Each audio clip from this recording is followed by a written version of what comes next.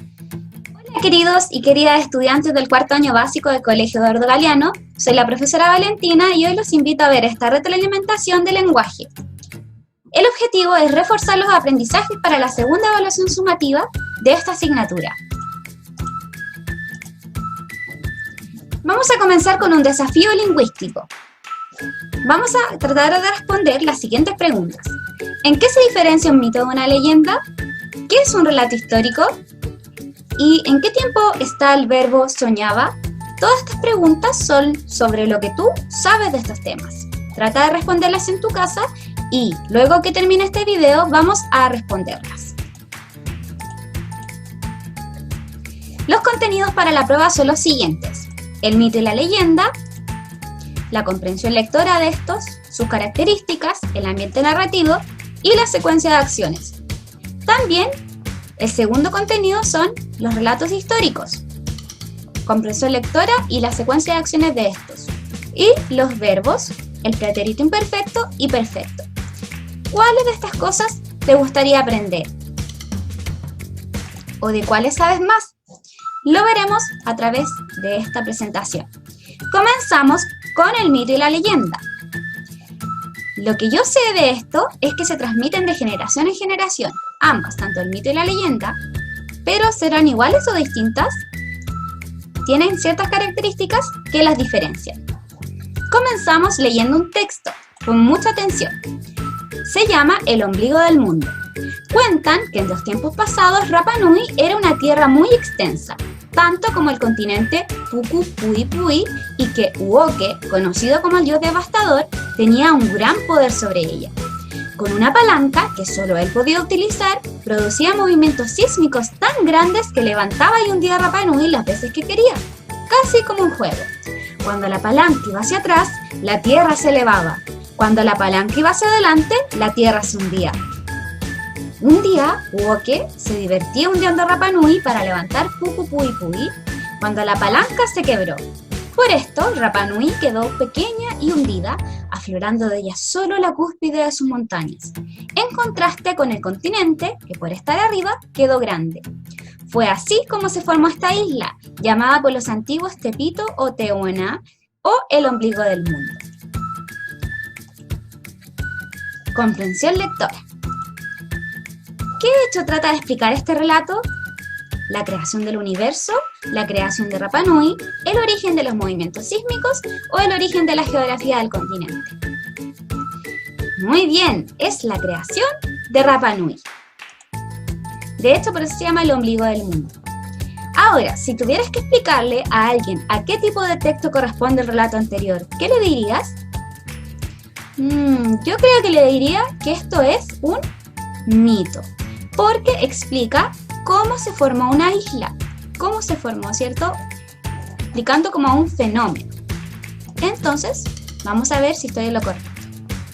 El mito es una narración que es parte de la tradición oral de los pueblos, como el queleísmo, que es de la tradición oral de Rapa Nui, y sus características son que intenta explicar el origen de fenómenos universales, por ejemplo, la creación del sol, el día a la noche, la creación del mundo o la creación de una isla, como en el caso del que leímos recién. Sus personajes son seres sobrenaturales, son dioses, semidioses o algunas particularidades que tienen que hacen cosas extraordinarias, que no son normales. Por ejemplo, producir temblores o sismos como el personaje Uoke. Se transmiten de generación en generación. Esto quiere decir que ha sido parte de la historia de los pueblos y se la han ido contando, por ejemplo, los abuelos, a sus nietos y así sucesivamente. Y transcurren un tiempo distinto al nuestro, es decir, que fueron en tiempos muy pasados. Ahora, ¿tú conoces algún relato que intente explicar la creación del mundo? ¿Cuál? Yo conozco algunos que también son de Rapa Nui, que son mitos y tratan de explicar cómo se creó el mundo.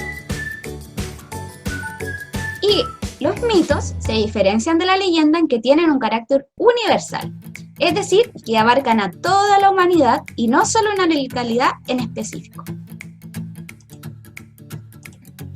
Ahora vamos a leer otro texto. Este se llama La vieja galera. Pon atención, si quieres puedes leer conmigo, junto a mí, en tu casa. Cuenta la leyenda que en la región de Valparaíso se puede observar en las noches de luna llena la imagen de una galera con hermosas velas blancas que zarpa desde el viejo puerto de la ciudad siguiendo el reflejo de la luz de la luna. Su movimiento en el mar es lento, no tiene tripulación, emite un destello brillante y se dirige mar adentro en busca del sol. Cada vez que la vieja galera aparece, marca la suerte del trabajo de los pescadores ese día, porque su dirección les va a ser señalando hacia dónde deben dirigir las redes para lograr una pesca abundante. Comprensión lectora. ¿En qué localidad se sitúa el relato? ¿Valparaíso, Subchileno, Viña del Mar o en el norte de Chile?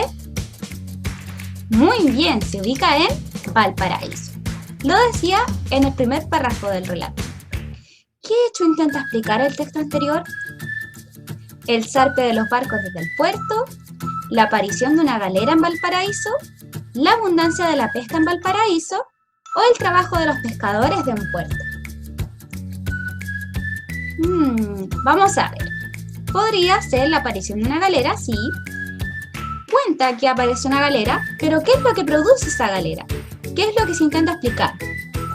Es la abundancia de la pesca en Valparaíso. Si los pescadores siguen a esa galera, pueden encontrar abundancia de pesca. Entonces sería correcta la C. Lo que acabamos de leer es una leyenda, porque si nos damos cuenta habla de una localidad en específico, no es universal, y cuenta algo que sucede ahí solamente. La leyenda es un texto narrativo que nace de la tradición oral de un pueblo, al igual que los mitos, y su propósito es explicar el origen de fenómenos naturales o hechos ocurridos en un determinado lugar. Mezcla datos reales y hechos maravillosos, y todo esto da vida a una historia, ¿ya? Por ejemplo, como el que acabamos de leer, la galera, la vieja galera, muestra hechos maravillosos también, pero datos reales, por ejemplo, de que los pescadores pescan ahí en ese puerto y a veces hay abundancia cuando ellos ven esta galera, ¿cierto? Tiene como algo, una mezcla de algo real y algo fantástico. Las características de las leyendas es que son de carácter local, hablan de una localidad en específico. Sus personajes tienen un antecedente histórico, ¿ya? Hay personajes que se conocen, son conocidos por la gente de los sectores, los lugareños.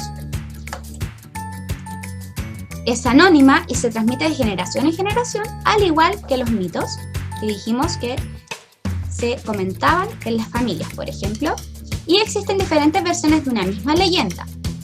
En Chile hay varias leyendas, algunas de ellas son la Pincoya, las Tres Pascualas, el Caleuche, el Trauco, que es un personaje súper conocido en Chiloé, o la Laguna del Inca también, que es una leyenda que es del norte. Así que tenemos varias leyendas y quizás tú conoces alguna de ellas. En esto se da un ambiente, ¿ya? Es un ambiente narrativo, que es el espacio en el que se desarrolla una historia. Existen diferentes tipos de ambientes. Está el ambiente físico, que es el lugar o el escenario donde los personajes existen y actúan, que quiere decir donde ocurre la historia, específicamente el lugar. El ambiente psicológico, que es como el clima que se da dentro de un texto, el clima emocional, la atmósfera, da sensaciones, emociones y estados de ánimo. Y el ambiente social, que es las características de la sociedad de la época, ¿ya? En el caso de la vieja galera, el ambiente físico era el mar o el puerto de Valparaíso, ¿ya? Que tiene ciertas características en específico. Tenemos el ambiente psicológico, el que era tranquilidad y bienestar, porque cada vez que aparecía esa galera, daba más pesca. Y el ambiente social era la vida que tenían estos pescadores. Ahí pudimos ver los diferentes tipos de ambientes. Espero que haya quedado claro. Ahora pasamos a otro tema, el segundo, que es el relato histórico. ¿Qué sabes tú de los relatos históricos? Uno puede deducir por el solo nombre que se trata de relato o una narración que cuenta hechos de la historia. y tiene ciertas características. ¿Cuáles crees que pueden ser? Es una narración en orden cronológico. Esto quiere decir que va narrada según las fechas, ¿ya?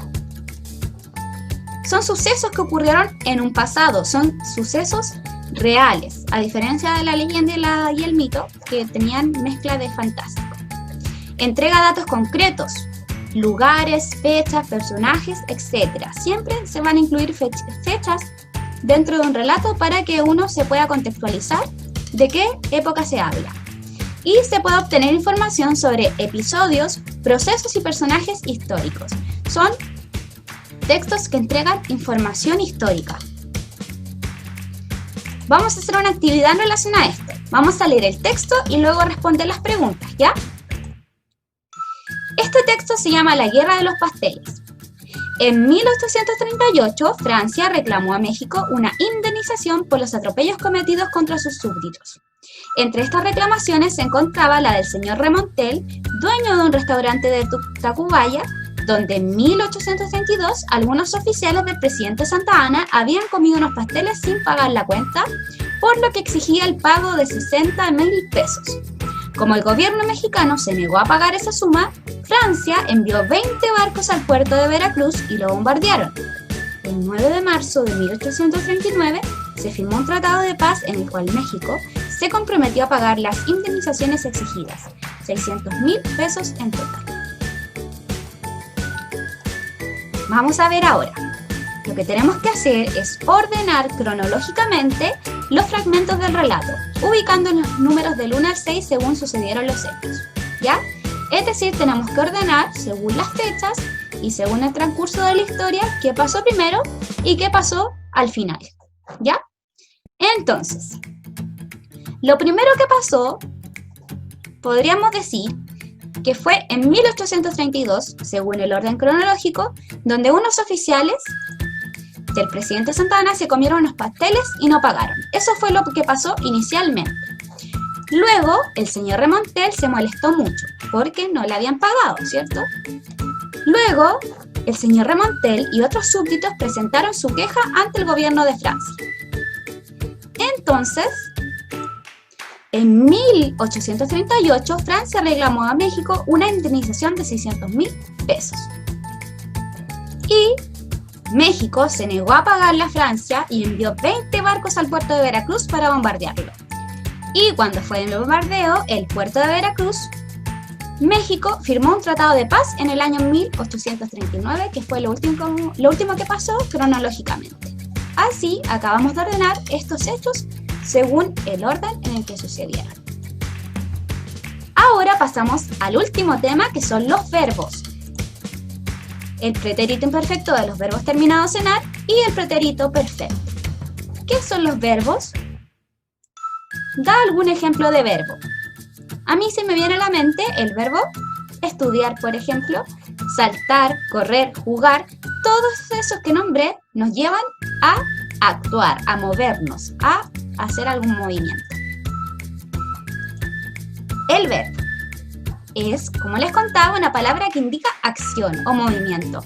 Correr, saltar, jugar, bailar, salir, etc. Un estado de ánimo como reír, llorar y acontecimientos que sucedan a nuestro alrededor, como llover, nevar, etc. El verbo tiene personas. Se puede hablar de la primera persona, es decir, la que habla, yo. La segunda persona, a quien se habla, tú, vosotros. Y la tercera, que es aquella de quien se habla, ¿ya? De él o ella, por ejemplo. El número, singular o plural. Por ejemplo, singular, primera persona yo, segunda persona tú y tercera persona él o ella. Todo esto en singular. En plural, la de que se habla, nosotros. En segunda, vosotros. Y en tercera, ellos o ellas. El tiempo. El tiempo puede ser presente, por ejemplo, yo bailo. Pasado, que significa pretérito, yo bailaba o yo bailé. Y en futuro, yo bailaré. También tiene un modo indicativo, subjuntivo o imperativo. El indicativo son hechos reales o seguros. El subjuntivo es una expresión de deseo o duda y el imperativo es una expresión de mandato. Y la conjugación, que puede ser primera, segunda o tercera también. El pretérito perfecto se usa para acciones pasadas y enfatiza el aspecto de repetición y continuidad en el tiempo. ¿Ya? ¿Y de qué manera se utiliza? Para describir una acción en el pasado, por ejemplo, a Pedro le encantaba el fútbol cuando era niño, describir una acción que se repitió en el pasado, Manuel entrenaba en el gimnasio los martes y jueves, o recalcar una prolongación en el tiempo. Ella siempre realizaba trabajos manuales. Si se dan cuenta, lo que tienen en común es que todas terminan en aba. Entonces, cuando los verbos terminan en ar, por ejemplo, cantar, bailar, estudiar, encantar, entrenar, la conjugación verbal tiene terminación aba, ¿ya? Por ejemplo, bailaban, ellos bailaban, ella bailaba, y se escribe siempre con B para lograr el pretérito imperfecto. Ahora vamos con el pretérito perfecto simple, que esto da cuenta de acontecimientos pasados expresando acciones que ya finalizaron, o sea, que ya fue del pasado y terminó. Por ejemplo, la guerra de Arauco se inició con la conquista de los españoles hacia el sur del país, a pesar de las ventajas iniciales de los españoles como el uso de caballos y de sus armas. Acá está subrayado el verbo inició, que está en pretérito perfecto, ¿ya? Practiquemos lo aprendido. Conjugar los verbos de los paréntesis en el tiempo que se te indique. En el pretérito imperfecto. Yo, Minecraft con mi hermana.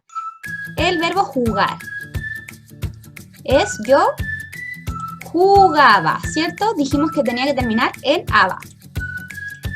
Acá, con el verbo escuchar. Tú, cantando, aprende a hablar. Tú escuchabas, ¿cierto? Muy bien. Estamos hablando del pretérito imperfecto. Ellas, mirar, miraban las estrellas. Recuerda que cuando es plural, se agrega una N. Es miraban. Él entrenaba fútbol antes de la pandemia. Ahí tenemos conjugado esto según el pretérito imperfecto, que tiene la terminación aba. Ahora vamos con el pretérito perfecto. Carlos practicó básquetbol ayer, es decir, algo del pasado que indica el fin de una acción. Yo estudié para la evaluación del lenguaje. Ustedes hablaron con su abuela por videollamada. Ella bailó su canción favorita. Ahí, si te das cuenta, hemos utilizado el pretérito imperfecto agregándole la terminación aba y el pretérito perfecto que generalmente termina con o, con e, o en el caso de plural, con el ar. Ejemplo, en este texto vamos a reconocer el pretérito perfecto con azul: estaba, encontraba, apreciaba, daba, y el pretérito perfecto, el pasado perfecto, con amarillo: invitó, cantó, pidió, tomó, llenó, acudió, dio. Ahí están subrayadas estas palabras, estos verbos en el texto. Recuerda que el pretérito indica pasado. Ahora, acabamos de terminar con la retroalimentación y podemos responder las preguntas. ¿En qué se diferencia un mito de una leyenda? Bueno, se diferencian principalmente que un mito es de carácter universal, trata de explicar fenómenos de la humanidad, ¿cierto? Y una leyenda se centra en una localidad en específico. ¿Qué es un relato histórico? Es una narración que cuenta hechos de la historia sucedidos de forma cronológica. ¿Y en qué tiempo estaba el verbo soñaba? En pretérito o pasado, y específicamente el imperfecto que tiene la terminación aba. ¿Qué aprendiste aparte de estas cosas? Espero que hayas aprendido mucho y que te vaya súper en la evaluación. Ahora les doy las gracias por su atención. Cualquier duda a valentina.lopez@colegioeduardogaleano.cl y les dejo este mensaje. No importa lo despacio que vayas, siempre y cuando no te rindas. Cariños.